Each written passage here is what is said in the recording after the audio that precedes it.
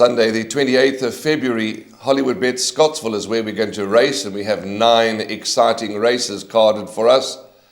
It's time now for the GTV preview show, and we welcome you. And we also welcome Dees Dynant, my good friend and colleague, co-host. Lovely to have him in the studio for the preview show for Sunday's meeting. Dees, how are you? Yeah, well, Warren, always a pleasure working alongside you. And it looks like a card where, there's some difficult races, but there are races that punters can go short in. Okay, let's get straight into it. The first race is going to be run at 25 past 12, 12:25. It's a maiden juvenile plate over 1,200 metres. And at this early time of recording, there seem to be no scratchings or changes to take note of. But as always, we urge you and we suggest that you check your scratchings and changes before striking your bets. But at this point in time, when we're recording on Friday for Sunday, there are no changes. Dees, the juveniles take their place in the first race. There's some form to work with. For me, just to get the ball rolling, number 5, Lord Varies, Duncan Howells, Heinrich Kuhn and the Naidu family, along with the Krugers, Muzi Yeni's ride. Exceptionally good debut. Came from way off the pace to run 5th.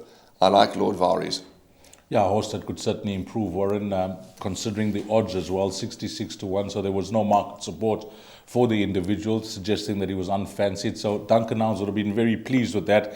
I just feel on exposed form, the 2 horses that obviously stand out, Crested Eagle and Silvery Blue, there shouldn't be much that will separate them on that run behind a good traveller.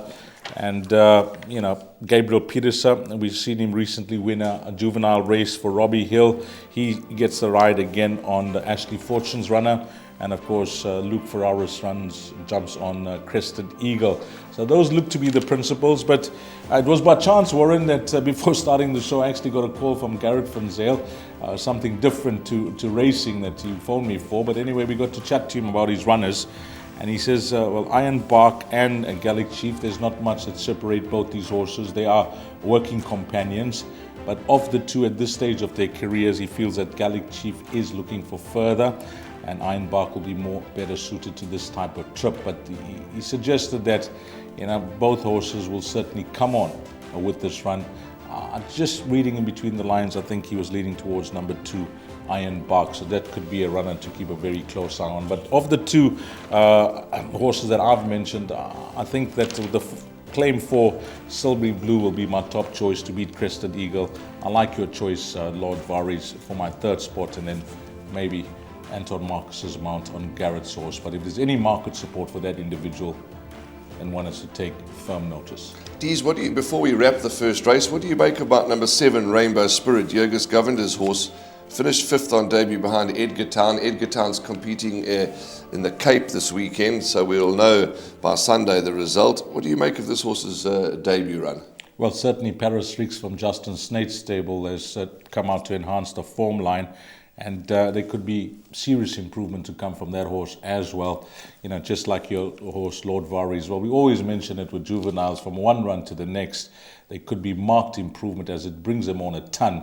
But the experience certainly with the 2 horses that I've mentioned. Okay, so Dees has gone for 9 and 3, Crested Eagle and Silvery Blue. But he's leaning towards Ashley Fortune's horse with young Gabriel Peterson in the saddle. He respects 5, Lord Varies, and so do I. So let's have a look. That's race 1. Race 2 up next, the first leg of the bipod.